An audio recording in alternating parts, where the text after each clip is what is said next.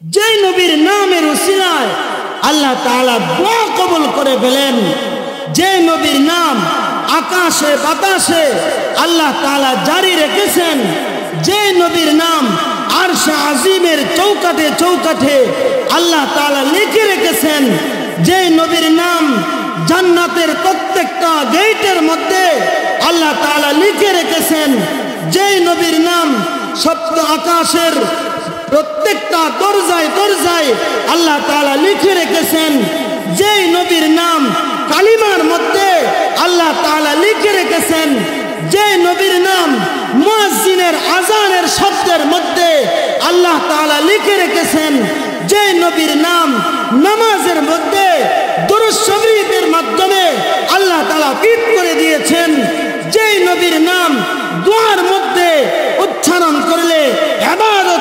ইনশাআল্লাহ আমি প্রথমে জানতে চাচ্ছি, শেষ পর্যন্ত আপনারা আছেন তো? কি কথা বলেন না? আছেন তো ইনশাআল্লাহ? ইনশাআল্লাহ শেষ পর্যন্ত থাকার পরে আপনি আপনার ফলাফল আপনি সাকসেসফুল হতে পারবেন। এর আগে যদি চলে যান তাহলে গ্রামের ভাষায় বলা হয় সারাদিন আপনি মাছ ধরলেন, কিন্তু মাছ যেই পাত্রের মধ্যে রাখছেন এই পাত্রে যদি তলা না থাকে তাহলে মাছ ধরার কি কোনো মূল্য থাকবে? আপনি যদি এর আগে চলে যান তাহলে ওই মাছ ধরা, সারাদিন মাছ ধরার পরে পাত্রের যেরকম তলা না থাকার কারণে কোনো মূল্য নাই, সারাদিনের কষ্ট আপনার বিফলে চলে যাবে। ঠিক এরকমই যদি শেষ পর্যন্ত না থাকেন তাহলে ওই তলা সারা পাত্রর মতো হবে। আল্লাহ তাআলা আমাদেরকে শেষ পর্যন্ত থেকে এই মাহফিল চূড়ান্ত পর্যায়ে আল্লাহ তাআলা যেন কামিয়াবি দান করে, সকলে বলে আমিন। প্রিয় হাজিরিন, আমি আপনাদের সামনে কোরআনুল কারীম থেকে একখান আয়াতে কারিমা তেলাওয়াত করছি। রাসূলুল্লাহ সাল্লাল্লাহু আলাইহি ওয়াসাল্লামের অসংখ্য হাদিস থেকে দুইটি হাদিস আপনাদের সামনে পেশ করছি। আল্লাহ তাআলা যদি তৌফিক দান করেন উক্ত আয়াত এবং হাদিসগুলোকে সামনে রেখে সংক্ষিপ্ত পরিসরে কিছু কথা বলবো। আল্লাহ তাআলা যেন আমাদেরকে আমলের নিয়তে কথাগুলো শুনবার, বলবার এবং বুঝবার মতো তৌফিক দান করেন, সকলে বলে আমিন।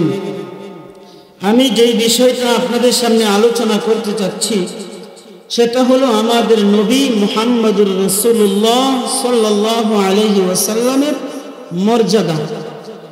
আল্লাহ তাআলা আমাদের নবী মুহাম্মদুর রাসূলুল্লাহ সাল্লাল্লাহু আলাইহি ওয়াসাল্লামকে কতটা মর্যাদার অধিকারী বানিয়েছিলেন, কি পরিমাণে মর্যাদা দিয়েছিলেন।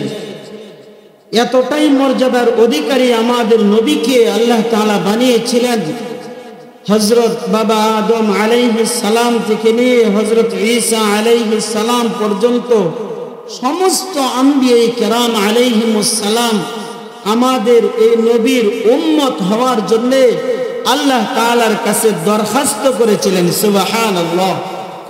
আল্লাহ তাআলা কোন নবীর দরখাস্ত কবুল করেন নাই, তবে একজনের দরখাস্ত কবুল হয়েছিল, তিনি হলেন হযরত ঈসা আলাইহিস সালাম। ঈসা আলাইহিস সালাম উনি এই জামানার উম্মত হিসাবে আসবেন, নবী হিসাবে নয়।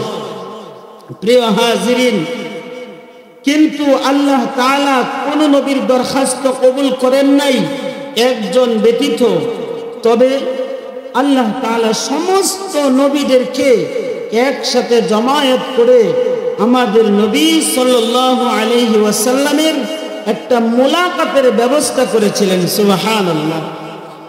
যে রাসূল সাল্লাল্লাহু আলাইহি ওয়াসাল্লামের মুলাকাতের ব্যবস্থা কখন হয়েছিল? এই মাস রজব মাস, এই মাসের মধ্যে আল্লাহ তাআলা আমাদের নবী সাল্লাল্লাহু আলাইহি ওয়াসাল্লামকে এই জমিন থেকে ঊর্ধ্ব জগতে নিয়েছিলেন। কিভাবে নিয়েছিলেন? রাসূলুল্লাহ সাল্লাল্লাহু আলাইহি ওয়াসাল্লাম মসজিদুল হারামের মধ্যে বিশ্রামরত অবস্থায় ছিলেন। সেই মসজিদুল হারাম থেকে মসজিদে আকসায় সর্বপ্রথম বুরাক নামক সফরের মাধ্যমে, একটা বাহনের মাধ্যমে আল্লাহ তাআলা তার নবীকে ওখানে নিয়ে গেলেন এবং মসজিদুল আকসার মধ্যে সমস্ত নবীদেরকে একসাথে জমায়েত করে নবী আলাইহিমুস সালামদেরকে মুক্তাদির মুসল্লায় দাঁড় করিয়ে একটা জায়গা খালি রেখে দিলেন। সেই জায়গাটা হলো ইমামতির জায়গা। আর সেই ইমামতির জায়গার মধ্যে আল্লাহ নবী সাল্লাল্লাহু আলাইহি ওয়াসাল্লামকে দাঁড় করিয়ে দিলেন। কেন দাঁড় করিয়েছিলেন? এই যে আমাদের নবী সাল্লাল্লাহু আলাইহি ওয়াসাল্লাম আসার আগ পর্যন্ত যত নবীরা এই পৃথিবীতে এসেছিলেন, সমস্ত নবীরা আমাদের নবীর আগাম সিরাত আলোচনা করেছিলেন, আমাদের নবীর জীবনী আলোচনা করেছিলেন। তো যারা জীবনী আলোচনা করার পর আল্লাহর কাছে দরখাস্ত করেছিলেন, সেই দরখাস্ত আল্লাহ তাআলা রক্ষা করার্থে, সেই দরখাস্ত রাখার স্বার্থে আল্লাহ তাআলা তাদের সাথে একটা মুলাকাতের ব্যবস্থা করেছিলেন এবং তাদের মধ্য থেকে আমাদের নবী সাল্লাল্লাহু আলাইহি ওয়াসাল্লামকে শ্রেষ্ঠ বানিয়েছেন এবং সবার থেকে বেশি প্রাধান্য দিয়েছিলেন। সেই প্রাধান্য আর শ্রেষ্ঠত্বর দলিল হিসাবে আল্লাহ তাআলা আমাদের নবীকে মসজিদুল হারাম থেকে মসজিদে আকসায় নিয়ে এই ইন্তজাম করেছিলেন সমস্ত নবীদের মুলাকাতের জন্য। বলেন সুবহানাল্লাহ। সর্বপ্রথম মেরাজের রজনীতে প্রথম যেই সফরটা হয়েছিল, এই সফরটা হলো মসজিদে হারাম থেকে মসজিদে আকসা পর্যন্ত। আল্লাহ তাআলা কোরআনের মধ্যে বলেছেন, সুবহানাল্লাযী আসরা বিআবদিহি লাইলাম মিনাল মাসজিদিল হারাম ইলাল মাসজিদিল আকসা। আল্লাহ তাআলা এমন সত্তা যিনি তার বান্দাকে রাত্রিকালীন সফর করিয়েছিলেন মসজিদুল হারাম থেকে মসজিদে আকসা পর্যন্ত। মুহতারাম হাজিরিন, কেন তার বান্দাকে মসজিদে হারাম থেকে মসজিদে আকসায় নিয়েছিলেন? আল্লাহর নবীকে যদি আল্লাহ তাআলা মসজিদে হারাম থেকে সরাসরি আরশে মহল্লায় নিয়ে যেতেন তাহলে অনেকটাই সহজ হতো। তার কারণ হলো এই মসজিদে হারাম থেকে আরশে আজিমটা সোজা উপরের দিকে, কিন্তু আল্লাহ তাআলা সোজা উপরের দিকে না নিয়ে সর্বপ্রথম বুরাকের মাধ্যমে কেন তার নবীকে মসজিদে আকসায় নিয়ে গেলেন? যেহেতু নবীজিকে আজকে মক্কা থেকে বের করেছেন, উর্দু জগতে নিয়ে যাবেন, তাই আল্লাহ তাআলা তার নবীকে জান্নাত জাহান্নাম দেখাবেন। আর আল্লাহর নবী বিশ্ব নবী রাহমাতুল লিল আলামিনের আগ পর্যন্ত যত নবীরা এই পৃথিবীতে এসেছিলেন সমস্ত নবীরা জান্নাত জাহান্নামের আলোচনা তাদের উম্মতদের কাছে করেছিলেন। শুধু তো জান্নাত জাহান্নামের আলোচনা করেন নাই, বরং আমাদের নবী সাল্লাল্লাহু আলাইহি ওয়াসাল্লামের আলোচনাও তাদের উম্মতদের কাছে করেছিলেন। তাই আল্লাহ তাআলা তার নবীকে তাদের সাথে সাক্ষাৎ করানোর জন্য মসজিদুল আকসায় আনুষ্ঠানিকভাবে একটা ব্যবস্থা করেছিলেন। সুবহানাল্লাহ বলবেন না? ভাবে বোঝা যাইতেছে আরে এটা কোনো বিষয় হইল? আশ্চর্যজনক কথা আসলে সুবহানাল্লাহ বলতে হয়। মুহতারাম হাজিরিন, আমাদের নবীর আলোচনা পূর্বের সমস্ত নবীদের কিতাবের মধ্যে ছিল।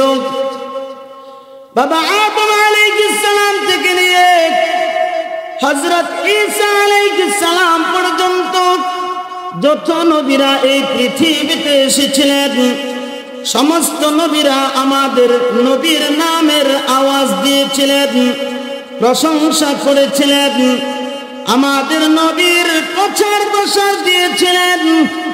তারা তো কোনোদিন আমাদের নবীকে দেখেন নাই, এই জন্যে আল্লাহর কাছে আবেদন করেছিলেন, এই আবেদন রক্ষার জন্য আল্লাহ তাআলা মসজিদুল আকসায় পাঠিয়ে দিলেন।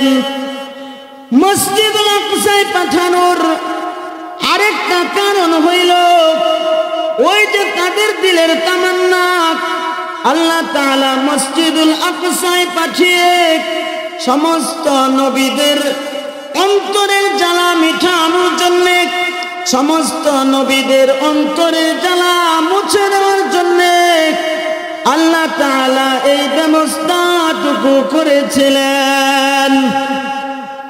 শুধু তো তা না মোহতারাম হাজিরিন, আমাদের নবীর আলোচনা সমস্ত নবীরা করেছেন।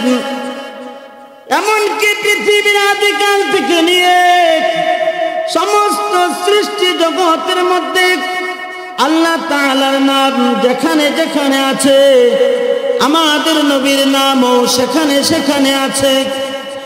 এই পৃথিবীর মানুষ কিয়ামত পর্যন্ত যেখানে যেখানে বসবে আমাদের নবীর নাম আলোচনা করবে। আরশে আজিমের চৌখাটের মধ্যে আল্লাহর নাম আছে, পাশাপাশি আমাদের নবীর নামও লেখা আছে।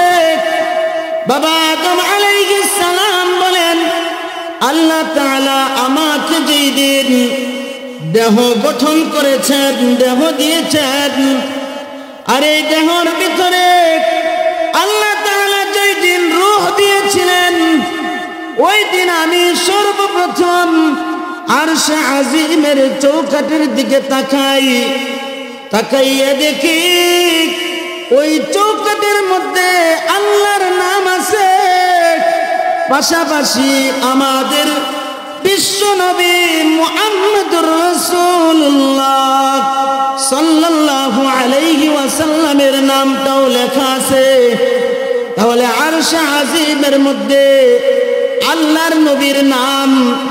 হযরত আদম আলাইহিস সালাম বলেন, আমাকে যেই দিন আল্লাহ তাআলা জান্নাত থেকে বের করে দিলেন, আমাকে আর হাওয়াকে পৃথিবীর দুই প্রান্তে জান্নাত থেকে ফেলে দিলেন। এবার আমি আল্লাহর কাছে ক্রন্দন করি, রুনাজারি করি। কতদিন বাবা আদম রুনাজারি করেছিলেন? একদিন আর দুই দিন নয়, 350 বৎসর আল্লাহর কাছে কান্নাকাটি করেছিলেন। রব্বানা যালামনা আনফুসানা ওয়া ইল্লাম তাগফির লানা ওয়া তারহামনা লানাকুনান্না মিনাল খাসিরিন।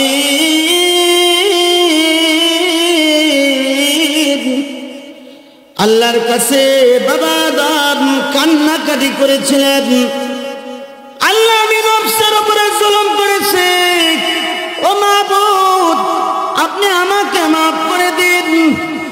350 বৎসর পর্যন্ত বাবা আদম কান্না করে, কিন্তু কান্না তো কবুল হয় না। 360 বৎসর পর্যন্ত অতিক্রান্ত হয়ে গেল, বাবা আদমের দোয়া কবুল হয় না। তাই হঠাৎ করে একদিন বাবা আদমের স্মরণে এসে গেল, এই যে এত কান্না করি, কান্না কবুল হয় না, আচ্ছা দেখি তো আরশে আজিমের চৌকাঠের মধ্যে আল্লাহর নামের পাশে যে নামটা দেখেছিলাম, এই নামের উসিলা দিয়ে আল্লাহর কাছে একটু কান্না করে দেখি। বাবা আদম হাত উঠাইলেন, আল্লাহ 350 বৎসর পর্যন্ত আপনার দরবারে কান্না করলাম, কান্না কবুল হয় নাই।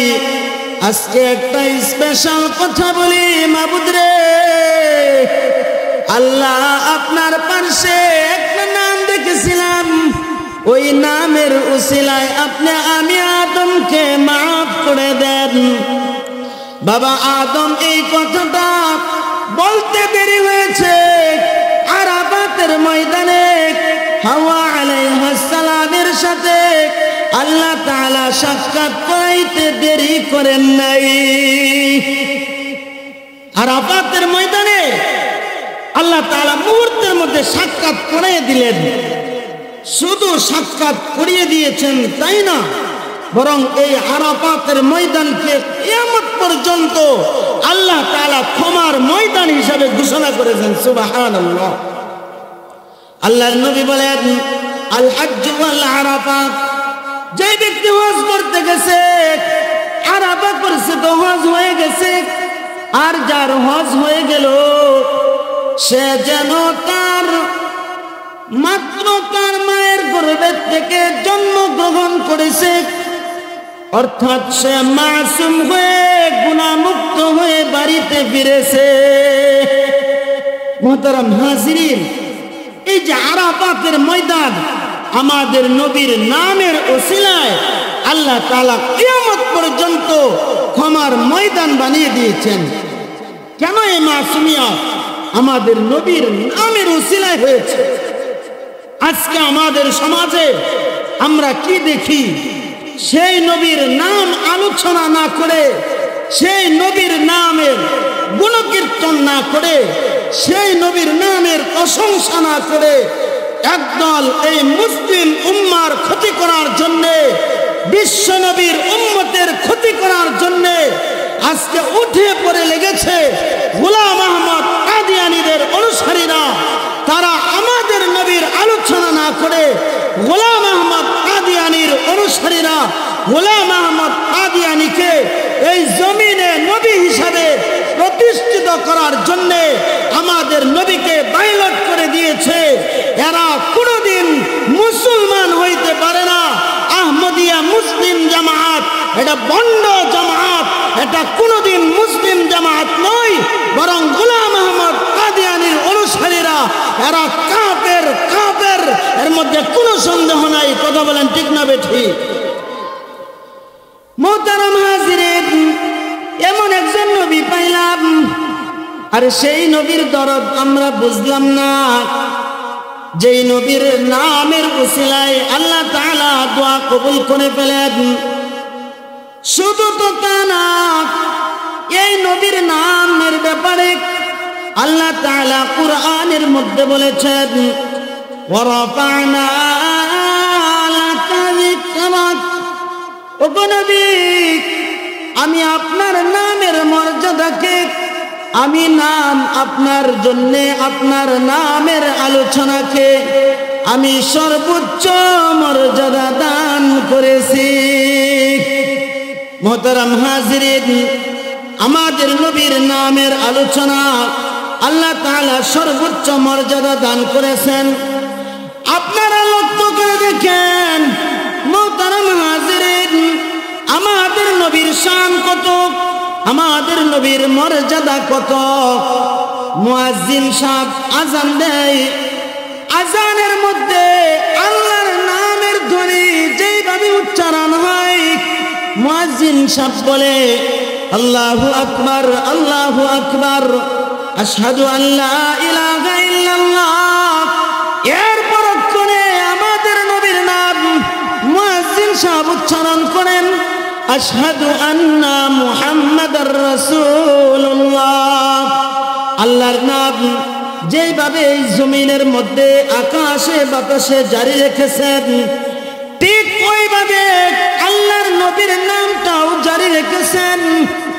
আরশে আজিমের মধ্যে আল্লাহর নাম লিখেছেন, পাশাপাশি নবীর নাম লিখেছেন। শুধু তা না, কালিমার মধ্যে দুইটা অংশ আছে, লা ইলাহা ইল্লাল্লাহু মুহাম্মাদুর রাসূলুল্লাহ।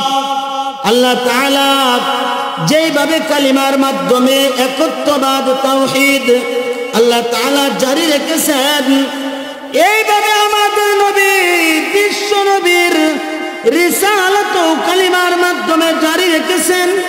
শুধু তা না, পৃথিবীর যে কোনো প্রান্তে হোক মুমিন 2 রাকাত নামাজ পড়বে, নামাজের মাধ্যমে যেইভাবে আল্লাহর নামের উচ্চারণ করবে, ঠিক ওইভাবে দুরূদ পাঠের মাধ্যমে আল্লাহ তাআলার নবী বিশ্ব নবী রাহমাতুল লিল আলামিনের নাম উচ্চারণ করবে। শুধু তা না, আমাদের নবীর মর্যাদা কত, এই পৃথিবীর প্রান্তে প্রান্তে মুমিন যেখান থেকেই আল্লাহর দরবারে হাত উঠাবে, আল্লাহর নবী সাল্লাল্লাহু আলাইহি ওয়াসাল্লাম বলেন, দোয়ার মধ্যে মুমিনের জন্য দুরূদ শরীফ পাঠ করা আল্লাহ তাআলা ইবাদত বানিয়ে দিয়েছেন। যেই দোয়ায় নবীর নাম নাই ওই দোয়া আসমানে ওঠে না। যেই দোয়ার মধ্যে নবীর নাম এসে যায় এই দোয়া আল্লাহর দরবারে কবুল হয়ে যায়।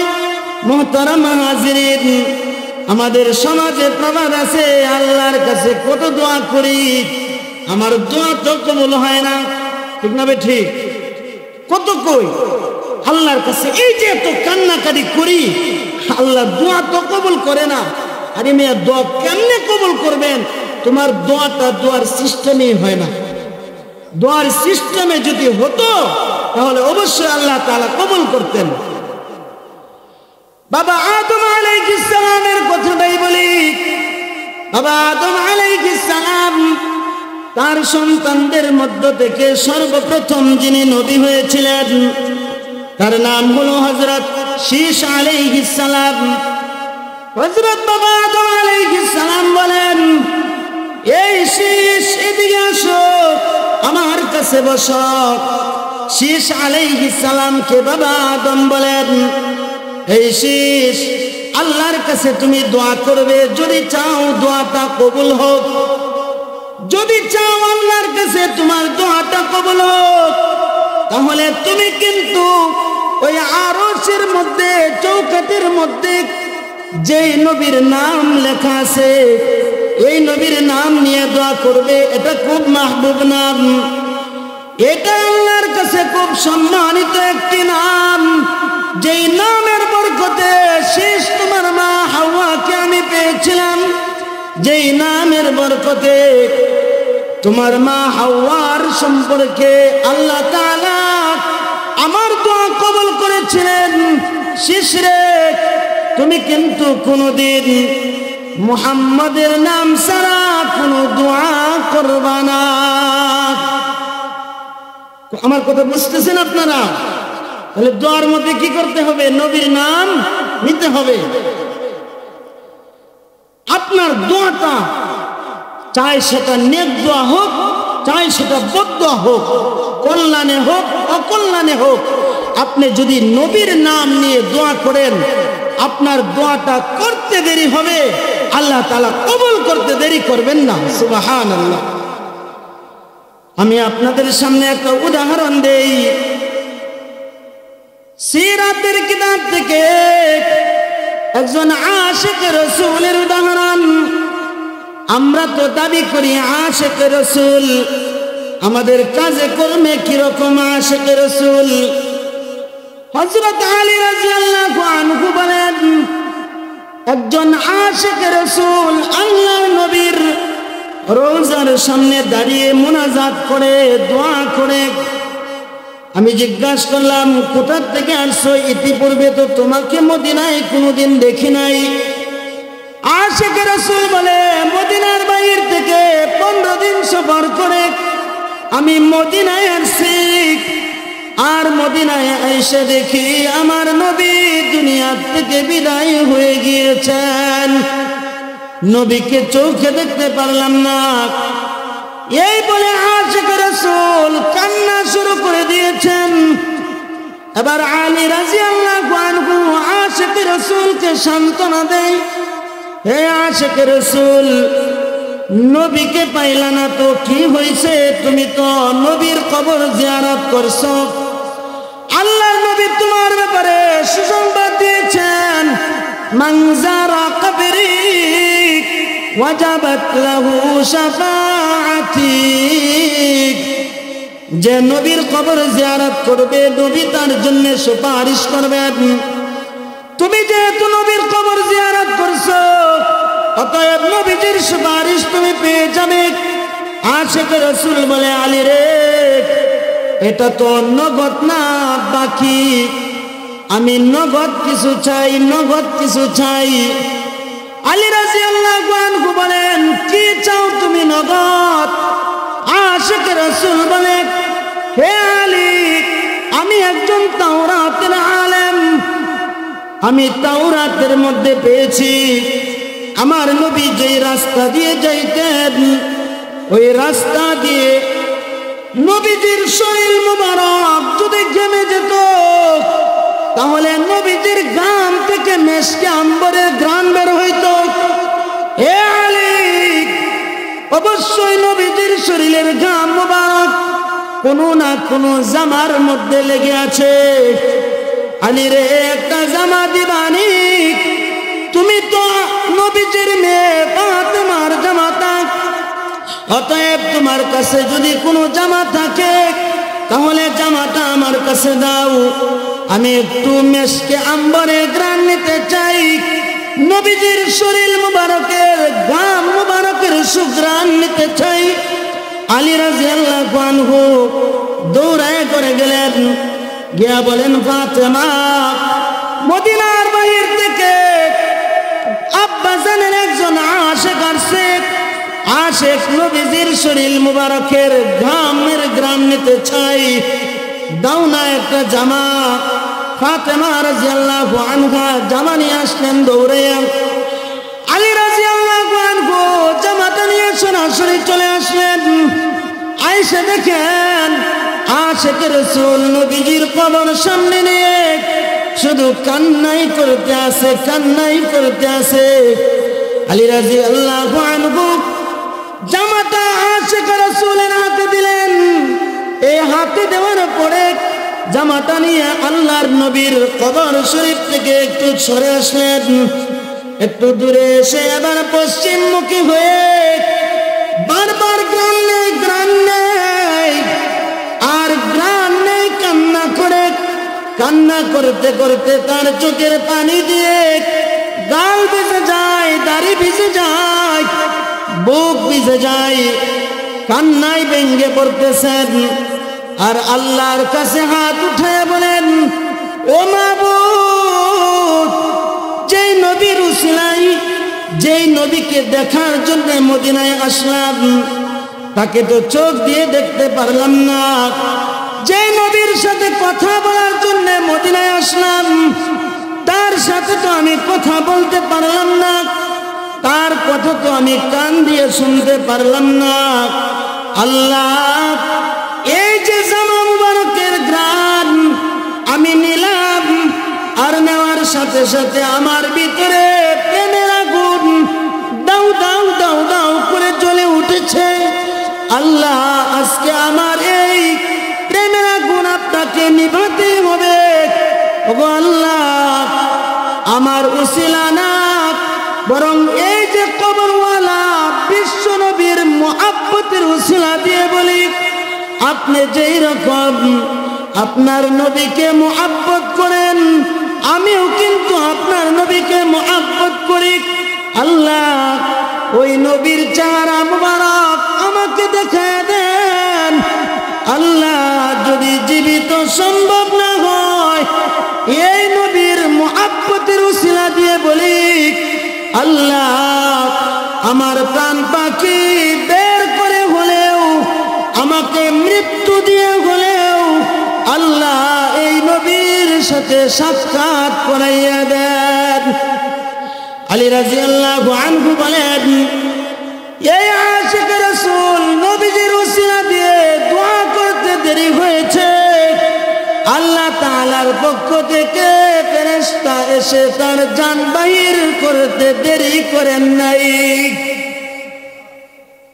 হযরত আলী রাদিয়াল্লাহু আনহু বলেন, কিছুদিন পর আমি স্বপ্নে দেখলাম এই আশিক রাসূল একটা ফলের বাগানের মধ্যে হেসে হেসে দৌড়ে কোথাও যেন যাচ্ছে। হযরত আলী রাদিয়াল্লাহু আনহু বলেন, আমি জিজ্ঞাসা করলাম, এই আশিক রাসূল, তোমার সাথে নবীজির সাক্ষাৎ হয়েছে নাকি? আশিক রাসূল বলে, আলী, আল্লাহর কসম করে বলি, নবীজির নাম নিয়ে আমাকে দোয়া করতে দেরি হয়েছে। আজরাইল আমার ভিতর থেকে প্রাণ পাখি বের করার সাথে সাথে আল্লাহর নবী সাক্ষাৎ দিতে দেরি করেন নাই। মুহতারাম হাজিরিন, যে নবীর নামের উসিলায় আল্লাহ তাআলা দোয়া কবুল করে ফেলেন, যে নবীর নাম আকাশে বাতাসে আল্লাহ তাআলা জারি রেখেছেন, যে নবীর নাম আরশে আজিমের চৌকাঠে চৌকাঠে আল্লাহ তাআলা লিখে রেখেছেন, যে নবীর নাম জান্নাতের প্রত্যেকটা গেটের মধ্যে আল্লাহ তাআলা লিখে রেখেছেন, যে নবীর নাম সপ্ত আকাশের প্রত্যেকটা দরজায় দরজায় আল্লাহ তাআলা লিখে রেখেছেন, যে নবীর নাম কালিমার মধ্যে আল্লাহ তাআলা লিখে রেখেছেন, যে নবীর নাম মুয়াজ্জিনের আযানের শব্দের মধ্যে আল্লাহ তাআলা লিখে রেখেছেন, যে নবীর নাম নামাজের মধ্যে দুরূদ শরীফের মাধ্যমে আল্লাহ তাআলা ফিট করে দিয়েছেন, যে নবীর নাম দোয়ার মধ্যে উচ্চারণ করলে ইবাদত হয়ে যায়, নামাজে উচ্চারণ করলে নামাজটা নামাজ হয়ে যায়, কালিমার মধ্যে উচ্চারণ করলে কালিমাটা কালিমা হয়ে যায়, সেই নবীর নাম বৎসরে একদিন নেওয়া এটা কি যুক্তিসঙ্গত নাকি অযৌক্তিক? আপনারা আমার কথা বুঝেন নাই? আমাদের সমাজে এক শ্রেণীর লোক আছে সারা বৎসর সেই নবীর নামের কোনো দান করে না। বৎসরে একদিন 12 রবিউল আউয়াল আসলে সেই দিন নবীর নামে কেক কাটে, নবীর নামে তাজিয়া আর মিছিল বের করে। ওরা কি সত্যিকারে আশিক রাসূল নাকি ওরা ভণ্ড? ওরা কি আশিক রাসূল নাকি ভণ্ড? আমার কথা আপনারা বুঝেন না? ঘুমাইতেছেন নাকি? হ্যাঁ, আপনারা তো মায়ের কোলে ঘুমাইতেছেন।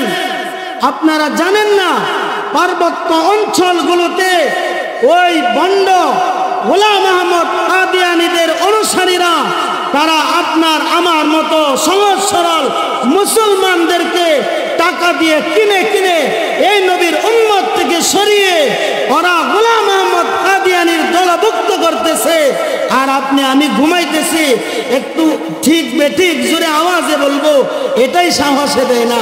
কিসের মুসলমান আর কিসের নবীর উম্মত দাবি করতেছি আমরা?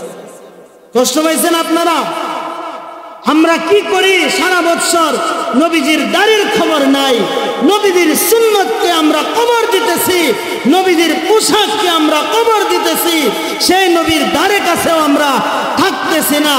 দাবি তো করি খুব আশিক রাসূল, এটা আশিক রাসূল নয়, বরং আশিক রাসূল তো আল্লাহর নবীর মৃত্যুর কথা শোনার পরে সে কোনোদিন আনন্দ মিছিল বের করতে পারে না।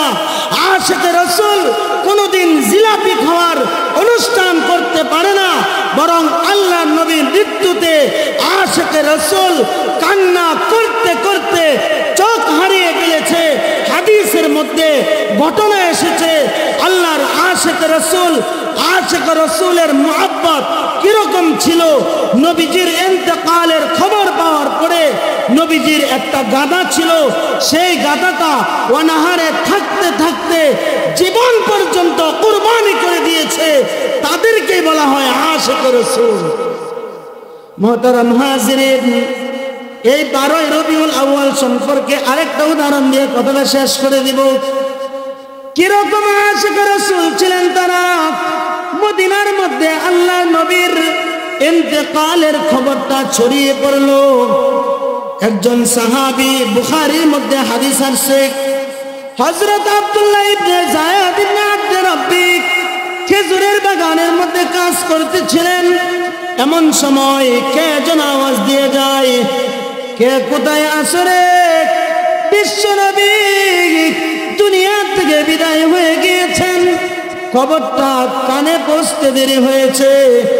আব্দুল্লাহ ইবনে যায়েদ ইবনে আব্দুর রাব্বি খেজুরের বাগানে খেজুর গাছ থেকে লাফ দিয়ে জমিনে পড়তে দেরি করেন নাই। আব্দুল্লাহ ইবনে যায়েদ ইবনে আব্দুর রাব্বি আল্লাহর দরবারে হাত উঠিয়ে দিয়েছে।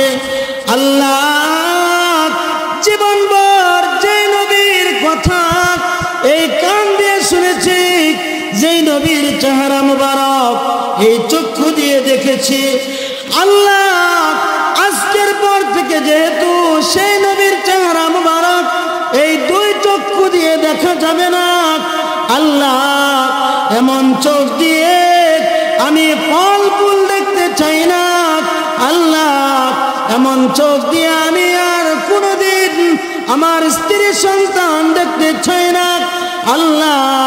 যেই নবীর চেহারা এই চক্ষু দিয়ে দেখা যাবে না আল্লাহ, এই চক্ষু দিয়ে চন্দ্র সূর্য দেখতে চাই না আল্লাহ।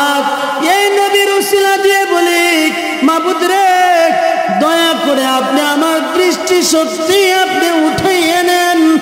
আমি মৃত্যুর পরে যেই দিন নবীর সামনে গিয়ে হাজির হব, ওই দিন আমার চক্ষুগুলো ফিরাইয়া দিয়ান।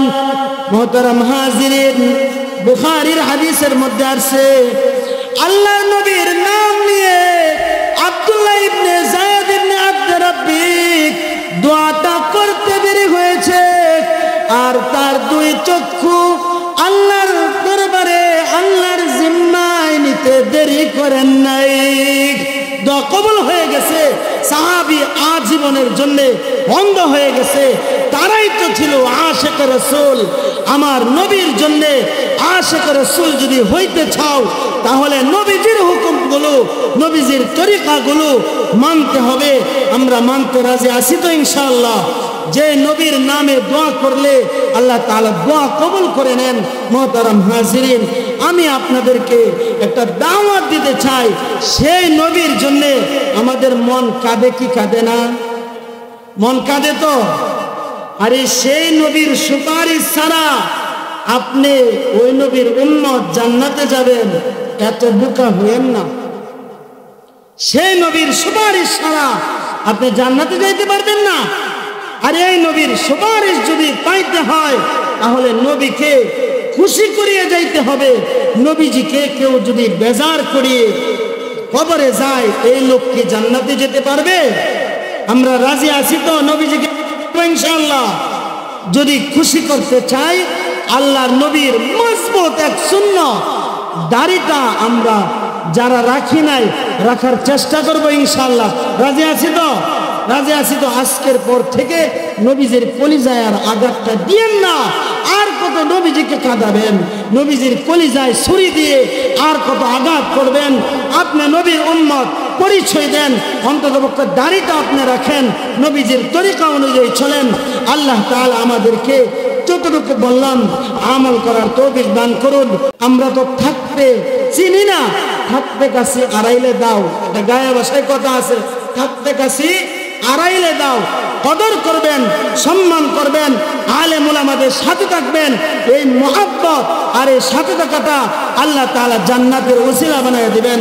আসসালামু আলাইকুম ওয়া রাহমাতুল্লাহ।